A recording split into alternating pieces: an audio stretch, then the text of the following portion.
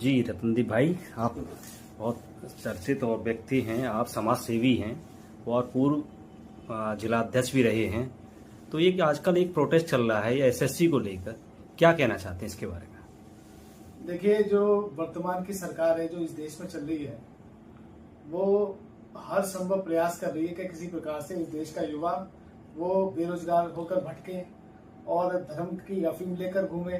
वो किसी प्रकार से नहीं चाहते कि हमारे देश के युवाओं का भविष्य बने,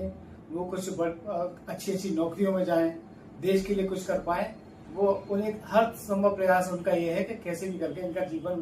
बर्बाद किया जाए। और उसी कड़ी में ये लोग क्या कर रहे हैं कि लगातार मोटी रकम खाकर जो कंपनियां अदर स्टेटों में जो बैन की जा रही है, जिस कंपनी को एसएससी की परीक्षा के लिए चयनित किया गया सरकार द्वारा, वो अदर स्टेट में मध्य प्रदेश में अनियमितताओं के चलते एडेक्विटी जो कंपनी है उसको बैन कर दिया गया। उसको ही इन्होंने जो टीसीएस को,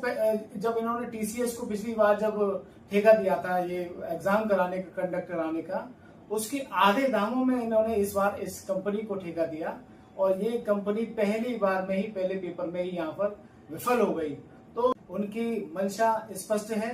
हमें हर प्रकार से इस देश के युवाओं के भविष्य को बर्बाद करना है। और वहां पे आपने देखा होगा कि जब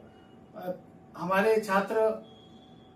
ये कोशिश करते हैं कि हम लोग किसी प्रकार से कम पैसों में,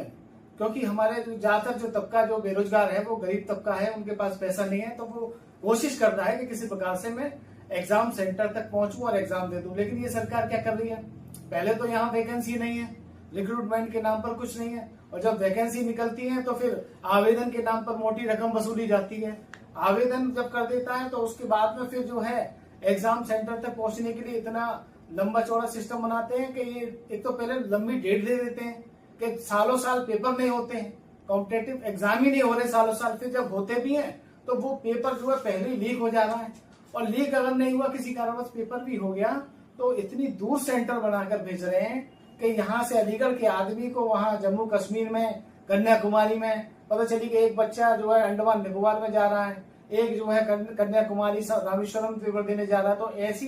बड़ा प्रकरण जो है इन्होंने ऐसी कॉन्स्पिरेसी रची है कि किसी प्रकार से, हर प्रकार से बच्चों को एग्जाम सेंटर जाने से रोकें, उन्हें इतना प्रताड़ित कर दें कि अगली बार वो नौकरी का आवेदन करने से भी बचें